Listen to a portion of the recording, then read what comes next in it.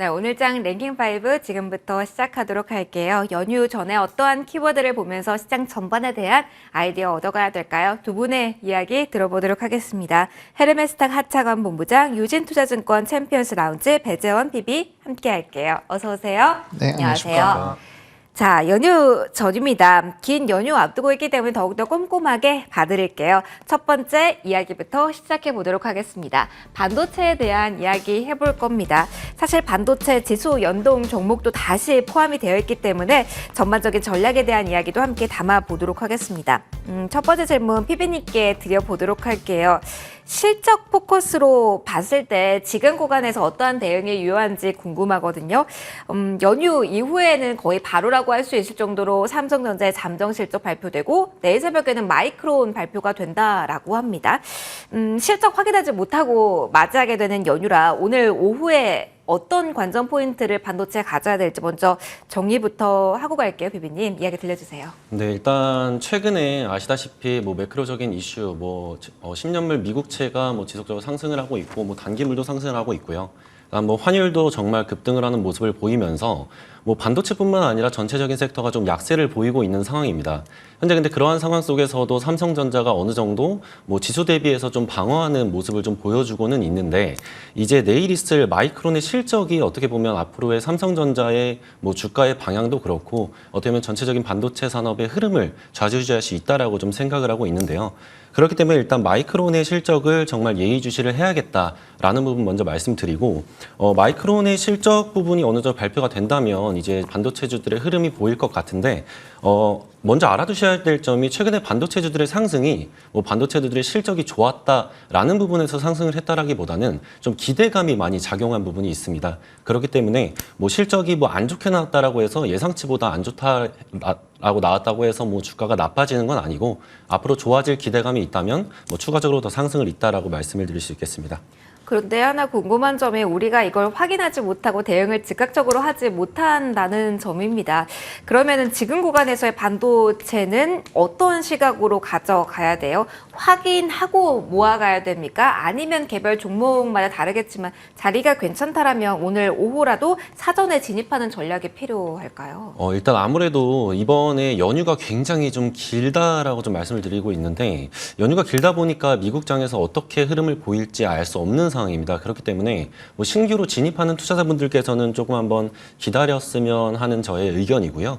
신규 보유자분들 같은 경우에는 지금 상황에서 매도를 하거나 추가 매수를 하기보다는 기존 보유 수량을 지속적으로 가져가는 쪽으로 하는 게 좋은 대응 방향일 것 같습니다. 그래도 일단은 PB님 연휴 이후를 보더라도 반도체에 대해서 시선은 긍정적으로 비중 확보는 필요하다 이렇게 저희는 이해를 하면 될까요? 네, 맞습니다. 알겠습니다. 반도체에 대해서는 그래도 계속 긍정적인 뷰, 나아진다라는 관점에 포커스를 맞춰보자 이야기를 해주셨습니다. 궁금하시죠? 더 추가적으로 이야기해보도록 할게요. 본부장님과 이야기 넘어가도록 하겠습니다. 그렇다면 계속적으로 반도체에 대해서 긍정적인 시각 본부장님 역시 공유를 해주고 계시잖아요.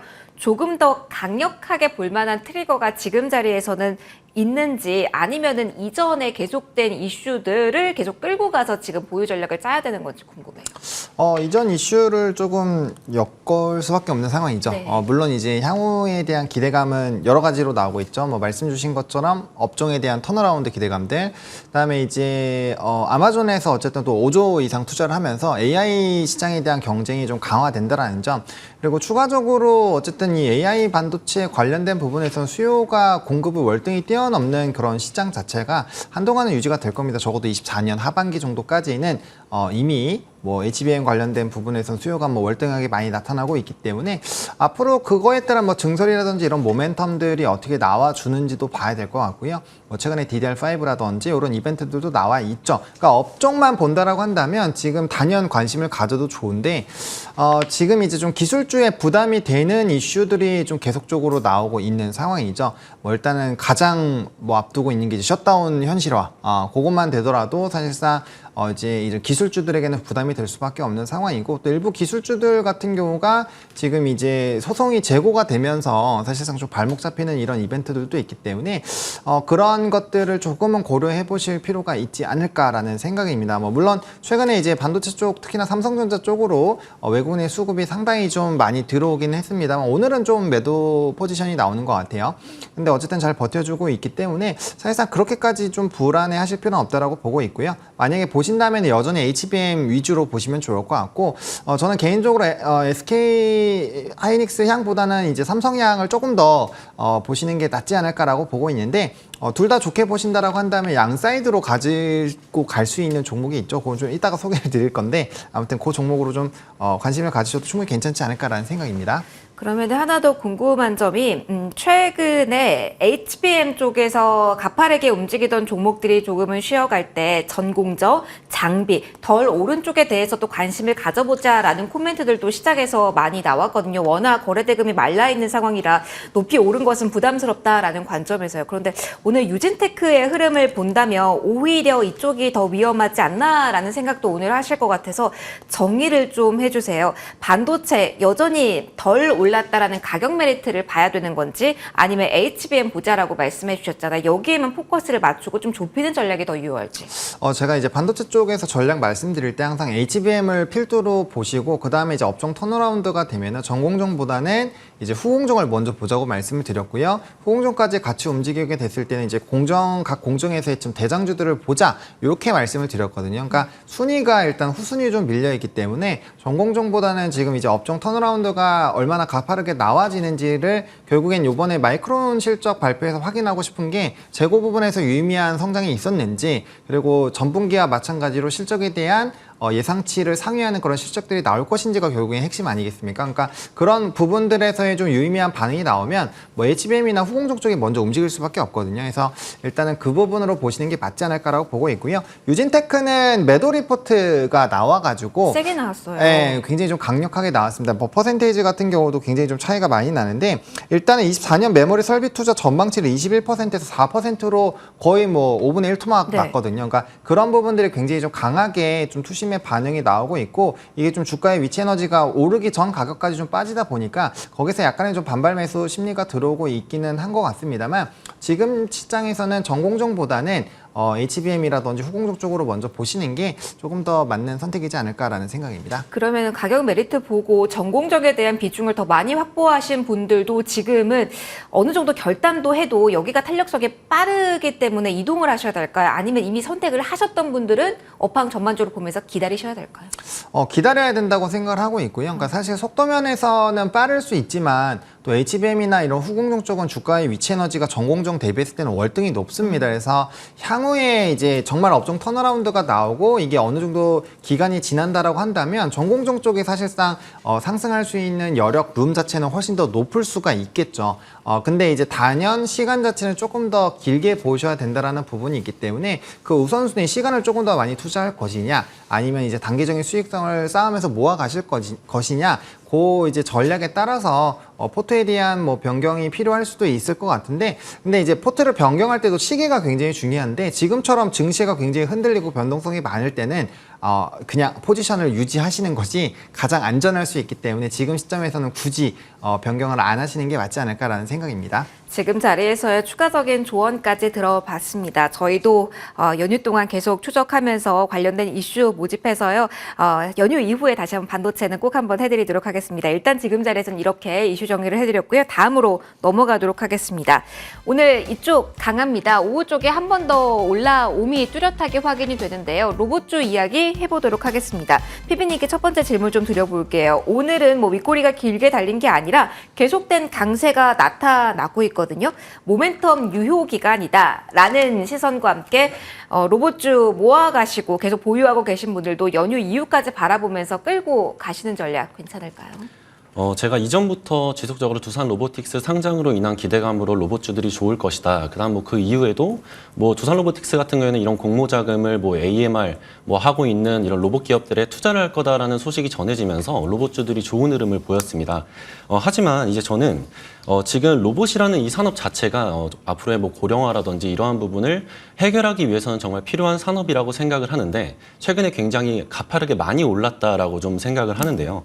그렇기 때문에 이제 뭐 10월 5일에 두산 로보틱스가 상장을 하고 그 흐름이 어떻게 될지는 모르겠지만 현재 상황에서 그거와 다르게 좀 리스크 관리가 필요한 시점이라고 좀 생각을 하고 있습니다. 챙길 수 있으면 챙기자로 정리를 그럼 해야 될까요? 네, 현재 수익 구간인 분들은 어느 정도 좀 뭐 부분 매도를 하면서 수익을 챙기고 이제 뭐 신규로 진입을 하려는 분들은 지금 당장 들어가기보다는 이후에 뭐 좀 하락을 한다던가 뭐 이런 뭐 조정을 보였을 때 그때 진입 타이밍을 잡으면 좋을 것이라고 생각을 합니다. 알겠습니다. 로봇주에 대한 의견을 들어봤습니다. 본부장님의 의견도 들어보고자 하는데요. 조금 더 넓게 조금 이야기를 들어보고자 합니다. 오늘 12시 기점 그리고 1시 또 지금 2시 넘어가면서 코스닥 쪽에 탄력이 붙고 있습니다. 저희 잠시 후에 제약바이오도 확인하겠지만 로봇주 역시 그중 하나인데요. 이렇게 좀 코스닥 쪽에서 주요 종목들이 제약바이오, 로봇 쪽에서 튀는 모습이 보이면서 지수도 이쪽으로 활력을 가져가고 있는 상황입니다. 그래서 궁금해요. 연휴 이후에 대한 방향성을 사실은 고민을 해야 될 것 같은데 오늘과 같이 조금 더 뉴스에 따른 모멘텀 많은 로봇, 제약바이오 이쪽의 뜀박질이 계속 될까요? 아니면 그 이후에는 코스피로 턴이 돼서 그에 대한 준비가 오늘 오후에는 필요한 걸까요? 어떻게 봐야 됩니까? 이제 로봇주도 그렇고 이제 바이오 종목군들도 그렇고요. 최근에 이제 급등락이 굉장히 좀 심합니다. 뭐 이제 유진 로봇 같은 경우는 전거래일에 20%대가 빠졌거든요. 그러니까 오늘 올라온 게 사실 전거래일 시가 정도? 그 정도밖에 안 돼요. 그러니까 이게 물론 이렌시스라는 종목이 조금 별개의 움직임으로 강하게 최근에 슈팅이 나오긴 했었지만 대부분은 그렇게 흐름이 좋지는 못했거든요. 그리고 좀 우하향 기조들이 상당히 나왔습니다. 뭐 대표적으로 두산만 하더라도 뭐 상승전 가격전까지 다 돌아와 버렸거든요. 근데 이제 오늘 왜 급등이 나왔냐라고 생각을 저는 하는 이유가 밀리서재가 오늘 이제 상장을 했는데 네. 장중에 150% 이상 좀 급등이 나왔거든요. 맞아요. 근데 이제 밀리서재가 물론 이제 이 공모가 자체를 좀 낮게 설정을 하긴 했었죠. 그러니까 그 부분에서 좀 메리트가 부각된 거를 뭐 배제할 수는 없지만 어쨌든 이제 증거금 자체가 1조 9천억 원 정도가 들어왔고 뭐 이제 뭐 이 기관 투자자나 공모주 청약에 대한 비율을 봤을 때 두산 로보틱스 쪽이 훨씬 더 좋거든요. 그러면 그 IPO 시작에 대한 기대감을 더 가져갈 수 있는 시작이 지금이라는 말씀입니다. 그래서 오늘 장에서 급등이 나온 것 같아요. 그래서 이제 사실상 로봇주들은 저는 IPO를 할 때 연휴 지나고 좀 보자라고 말씀을 드렸는데 이게 오늘 사실 시장도 그렇게 좋지 않을 거라고 예상을 했지만 신규 상장주가 이렇게 올라가는 걸 보니 충분히 이런 로봇주를 해도 되겠다라는 좀 기대감이 다시 생겨난 것 같습니다. 근데 이게 변동성이 워낙 심할 수 있기 때문에 빠른 대응이 좀 필요하지 않나라고 보고 있고요. 여전히 뭐 IPO 관련돼서는 워낙 많은 청약 증거금도 몰렸고 아마 이제 그 상장이 된 날 좀 이슈가 될 것 같아서 그날까지 좀 이벤트가 부각이 되지 않을까라고 보고 있고요. 그 이후부터는 로봇주들은 약간은 조금 가격 조정은 나올 수가 있다. 뭐 저도 물론 이제 출산율이나 임금 상승률로 봤을 때 로봇 산업이 앞으로의 방향성은 단연 우상향할 것이다라는 부분에서는 의심을 할 바가 없지만 지금 문제점이 로봇 섹터에서는 두 가지가 있죠. 첫 번째는 절대적인 시총 대비했을 때 매출액과 영업이익 비율이 굉장히 낮은 점. 뭐 매출액 500억, 영업이익 200억 기준으로 봤을 때 이거 되는 기업이 사실상 전무한 그런 상황이죠. 근데 이제 뭐 레인보우 로보틱스 같은 경우는 시총이 3조가 넘어가니까 밸류상으로 사실 얘기하기 좀 어렵고 일단 우리나라 기술력 자체가 아직 뭐 일본 감속기만 하더라도 일본과 비교했을 때 기술력이 상당히 많이 차이가 나거든요. 그러니까 그런 것들을 좀 생각을 하셔야 될 것 같고요. 바이오 같은 경우는 철저하게 개별적인 모멘텀이 있는 쪽이 독보적으로 급등력이 나오기 때문에 그리고 이제 10월 달에 3개의 학회가 있잖아요. 네. 뭐 그런 것들에 대한 모멘텀들로 주가의 움직임들이 나올 수 있기 때문에 연휴 기간 동안 그런 종목군들 한번 정리해 보시면 어떨까 싶습니다. 알겠습니다. 연휴 동안 또 다른 모멘텀에 대한 준비를 하는 기간으로 활용을 해보는 것도 좋겠다라는 조언까지 함께 들어봤네요. 저희 3위로 또 넘어가도록 하겠습니다. 오랜만에 전기차 관련주로 큰 카테고리로 좀 묶어봤습니다. 2차 전지에 대한 이야기는 물론 할 거고요. 오늘 전기차 관련 부품이 좀 잘 가고 있습니다. 그래서 키워드를 경량화로 잡아봐야 되는 건지 전통적인 쪽보다는 전기차 키워드로 포커스를 맞춘다면 미래의 성장 동력인데 연휴 이후 어떻게 갈까 궁금해서요. 일단 전기차 관련주 좀 넓게 보도록 하죠. 본부장님과 좀 이어가도록 할게요. 저희가 오늘은 일단 2차 전지도 그렇고요. 함께 전기차 관련주로 부품까지 함께 보려고 묶었습니다. 연휴 이후를 대비한다면 지금 자리에서 관심을 조금 더 키워야 되는 쪽은 어느 쪽인지 궁금합니다. 빨간불의 의미가 조금 더 오늘 있는 쪽, 그리고 2차 전지의 버팀에 대해서도 오늘 본다면 어떤 시각 가져야 될까요? 저는 뭐 빨간불이 있는 쪽에 조금 더 무게를 좀 두고 싶은데요. 물론 이제 2차 전지 쪽이 좀 최근에 가격 조정이 나오기는 했습니다만 여전히 지금 판가에 대한 부분에서의 좀 부담감이 있는 상황이거든요. 그렇기 때문에 그 부분을 조금 해소를 해야 되지 않을까라고 보고 있고요. 결국에 이제 탄산리튬에 대한 부분들, 또 보조금에 대한 부분들, 전기차 출하량에 대한 이런 부분들과 또 이제 이런 원자재 가격에 따른 어쨌든 판가에 대한 영향들, 그리고 공급 과잉에 대한 부분도 있죠. 그런 것들이 어떻게 해소가 되는지는 조금은 좀 체크하는 시간이 필요하지 않을까라고 보여지고 있는 상황이고요. 오히려 이제 보실 거면 완성차를 보시는 것도 나쁘지 않다라고 보는 게 사실상 이 자동차 섹터 같은 경우는 계속적으로 출하량에 대한 이런 문제가 있었습니다. 작년부터 지금 8월까지도 사실상 자동차 잘 안 팔릴 거야 라고 했지만 데이터 8월 달에 또 엄청나게 갱신이 나왔잖아요. 그래서 아마 3분기 그 자동차 실적이 상당히 좀 좋게 나오지 않을까라는 기대감도 높아지고 있는 상황이어서 오히려 뭐 배당까지 노려본다면 현대차 쪽으로 좀 보시는 게 맞지 않을까라고 보고 있고요. 그다음에 이제 경량화 쪽 같은 경우는 지금 여러 가지 이슈가 좀 복합적으로 있는 상황이거든요. 물론 뭐 오늘 알맥이라든지 뭐 한주 라이트메탈 각각의 이슈가 있었죠. 뭐 미국 회사에 납품하는 거, 그다음에 국제과제 선정 관련된 이슈 이런 것들이 있긴 했습니다만 이제 경량화 쪽은 결국에는 이제 전기차 쪽으로 완전하게 넘어가줘야 이런 조금 더 이벤트가 부각이 될 수 있지 않을까라는 관점에서 본다면 오늘은 개별적인 이슈에 따른 급등이 나오는 요소가 생겼고 거기에 따른 좀 추가적인 플러스 알파 요인들이 좀 있었다라고 보시면 좋을 것 같고요. 오히려 최근에 자율주행 쪽이 더 이슈들이 많이 있는 상황이거든요. 오늘도 뭐 테슬라 관련된 도조의 이런 이제 자율주행 칩 뭐 이런 이벤트가 있었기 때문에 오히려 이런 매기 자체가 자율주행이나 완성차 쪽으로 조금 더 넘어갈 수 있기 때문에 그런 부분들까지도 좀 한번 생각을 해보시면 좋을 것 같습니다. 앞서 답변도 그렇고요, 본부장님. 뭐 뉘앙스의 차이가 약간은 있겠습니다만 그럼 본부장님은 10월 달에 그 장을 코스피 위주에 조금은 단단하게 사이즈가 큰 종목의 흐름을 예견을 하시는 건지 완성차도 긍정적으로 보시고 반도체 같은 거 좀 더 사이즈 큰 쪽을 얘기해 주시는 것 같아요. 뭐 무조건 사이즈 큰 거를 좋아하는 게 아니라요. 그러니까 지금 이제 변동성이 상당히 높아지다 보니까 결과적으로는 실적이 가시화가 되는 업종, 뭐 자동차는 지금 실적만으로 보면은 사실상 왜 이렇게 가격이 안 오르지라는 생각을 할 수 있는 산업이고요. 반도체 같은 경우도 업종이 턴이 이제 보이기 시작을 하는 업종이고, 뭐 저는 이제 뭐 변압기라든지 이렇게 눈에 실질적으로 수주가 보이고 실적이 찍히는 쪽, 이게 크고 작고가 중요한 것이 아니라 산업적으로 얼마나 성장 가시화가 있고 턴이 나오면서 이제 이런 실적 베이스가 좋아질 수 있는 쪽을 좀 관심을 가져보실 필요가 있지 않을까라고 보고 있고요. 요번 실적 기간은 그 어느 때보다 실적이 어느 정도 받쳐주지 않고 이제 밸류상이 너무 차이가 크면은 거기에 따른 변동성은 상당히 클 수 있기 때문에 그 부분을 좀 강조를 드리고 싶습니다. 맞아요. 연휴 이후에 실적이 시작됐기 때문에 이 점도 궁금하실 것 같습니다. 2차 전지 조금 더 포커스를 맞춰볼까요? 이 부분 피비님과 이야기해보도록 하겠습니다. 이게 궁금해요. 오늘 장에서의 특별한 2차 전지에 저희가 주목할 만한 부분이 있는지도 궁금하고요. 사실 3분기 실적은 좋지 않을 것이다. 뭐 2분기부터 계속 나왔던 이야기이기 때문에 이걸 리스크가 다 반영이 악재가 된 상황이라고 보면서 지금 2차 전지 소재 대장 셀 쪽을 봐야 되는 건지 아니면 아직도 아니다 상승 모멘텀이 부재하다라는 쪽으로 봐야 되는 건지 헷갈려서요. 2차 전지 포커스를 좀 맞춰보신다면 오늘의 포인트는요? 일단 올해까지는 아무래도 2차 전지의 뭐 어떤 뭐 드라마틱한 반등은 좀 쉽지 않을 것이라고 좀 보고 있습니다. 방금 말씀을 하시다시피 뭐 3분기에 뭐 양극재라든지 뭐 셀업체 실적이 그렇게 좋지 않은 상황이고 4분기 같은 경우는 앞으로 좀 더 3분기 대비해서 개선하는 모습을 보일 거라고 생각을 하고 있습니다. 그렇기 때문에 뭐 이러한 개선이 정말 뭐 상반기 이상만큼 좋은 실적이 나와준다면 뭐 정말 드라마틱한 상승을 보일 수 있겠지만 현재와 같은 뭐 원재료 가격이 지속적으로 하락하고 있는 상황에서 뭐 판가도 굉장히 좀 많이 떨어졌기 때문에 그러한 흐름을 보이기는 쉽지 않을 것으로 보입니다.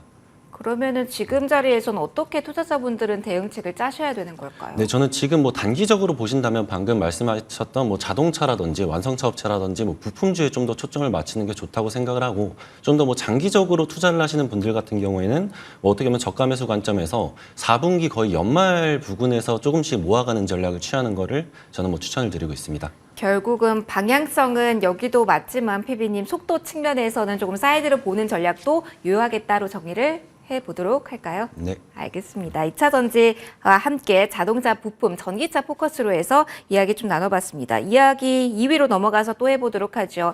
앞서도 살짝 언급을 드렸는데요. 오늘 제약바이오에 대한 이야기를 해보고 있습니다. 개별 호재가 나온 쪽에 탄성이 정말 강하게 나타나고 있는데요. 피비님과 먼저 대화 이어가도록 할게요. 오늘은 아마 한올 바이오파마가 중심에 서 있다라고 이야기해도 과언이 아닐 것 같습니다. 여기가 지분 관계에 있는 종목들도 상당히 강하고요.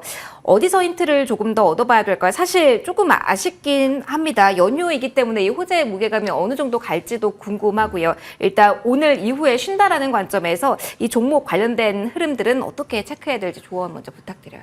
일단 오늘 이런 바이오주들의 개별 업종들이 좀 상승세를 보이는 종목들이 많이 보였었는데 최근에 증시 분위기를 가장 잘 나타내는 것 같습니다. 아무래도 최근에 분위기가 굉장히 안 좋다 보니까 뭐 개별 기업들의 뭐 호재성 뉴스가 나오면 뭐 이렇게 강하게 흐름을 보이는 종목들이 있는데요.